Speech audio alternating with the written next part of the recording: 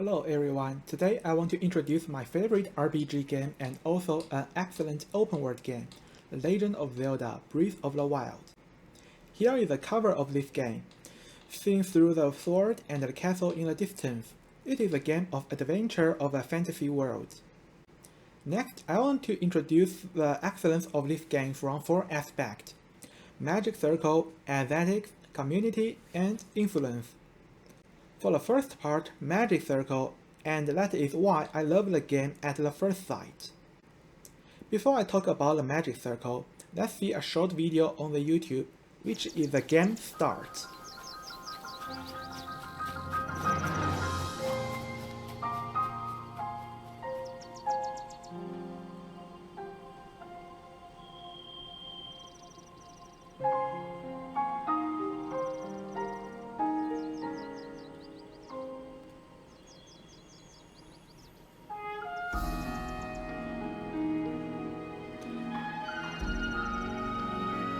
According to the extra credits, the Magic Circle refers to the conceptual boundary that separates the game world from the real world.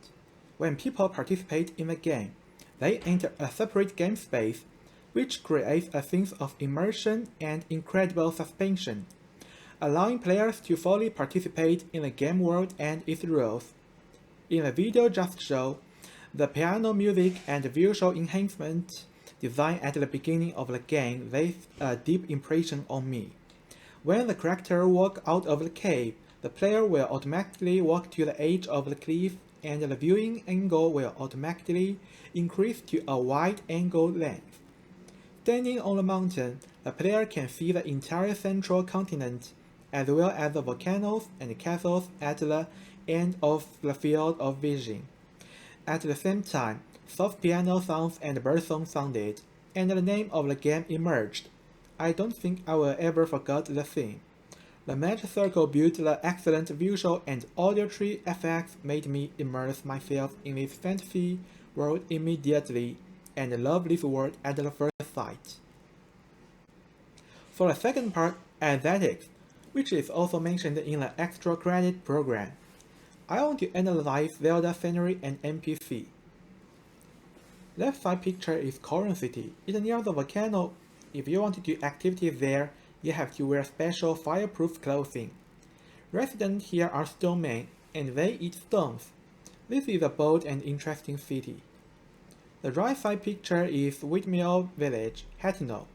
There are melodious Scottish bagpipes in the background music of this town, which is warm and beautiful.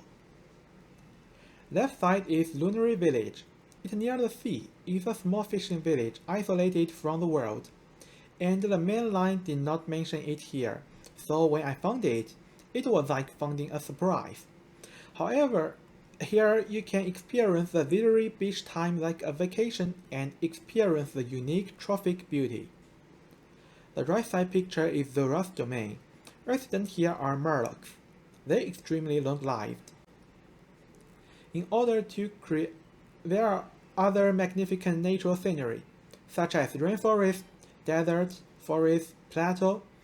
The aesthetics of scenery attract me so much that I choose to spend more time in this game. In order to create an immersive virtual kingdom for players, designers also seek experience from reality. According to Anna Karasik, in order to create a village that can be overlooked from a height, the game team learned from reality that layout of village in mountainous area in China, with steep slopes and stairs, has a feeling of isolation. This is Kakariko village, which I show in the picture.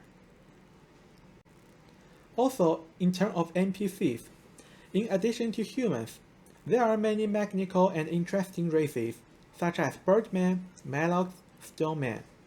These NPCs of different races show the aesthetic of fantasy game described by extra credit program. The third part is community, which is really fun. They like to chase the limit. Zelda has a great community on YouTube.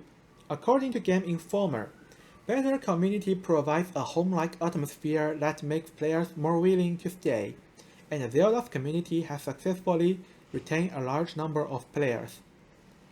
According to the normal process, Zelda has provided a player with 80 hours of game experience. However, some players are known to pursue the fastest clearance, that is speedrun. It can even be seen in the YouTube community that 9 players in the picture took 24 minutes to clear the game. None of them are in charge of what they are good at. There is no doubt that such a fast clearance speed must have used a lot of bugs. Perhaps in the eye of others, this is a group of people cheating without any scruple. Is that true? But in fact, the bug that should have been fixed has become a feature of the game by default in the official. The reason is as of fate. Cheating in a single-player game and cheating in a multiple-player game is not a concept at all. In this game, there is no online function at all, and everything players do is to make their experience more interesting. Moreover, Nintendo never fixes these bugs, but makes these operations as options for players, which is actually a very smart approach. It is also said in the video a defense from cheating in video games. Cheating is an innovation within the rules that provides players with brand new ideas. These so-called cheaters are actually full of game passionate. They use cheating to innovate, not disrupt. Then comes the fourth part, the influence of the game in society, which can create a better world. McNichol said in his book that reality is becoming fragmented, and games can make people create beautiful memories, and even interfere in the social crisis through games, create social interactions, and make up for this broken society. Zelda is attractive precisely because players can immerse themselves in a great world, and the virtual world can be improved by the player's actions.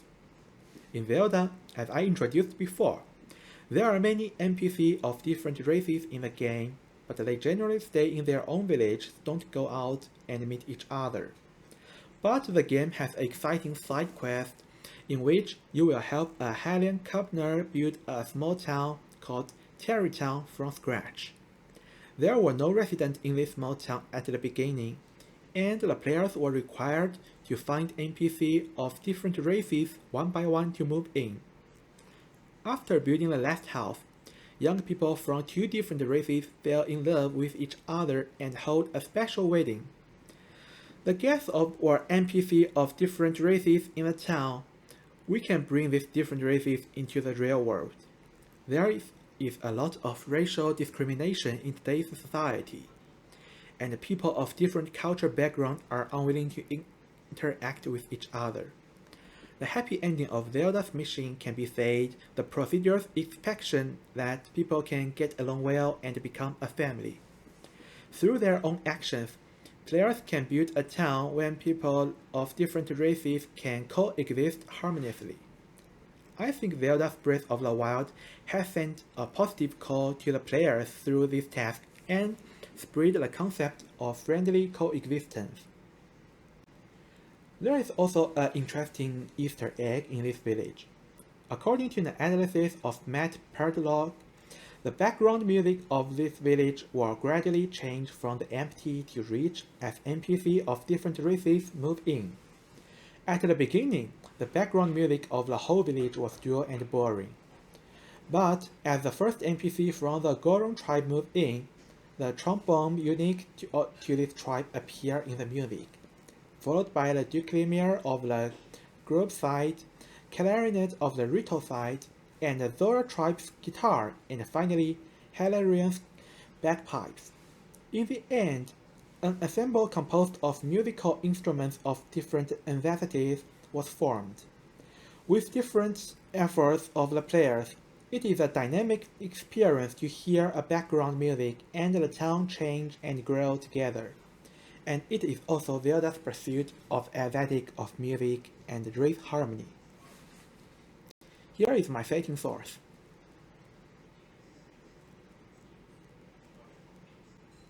Thank you.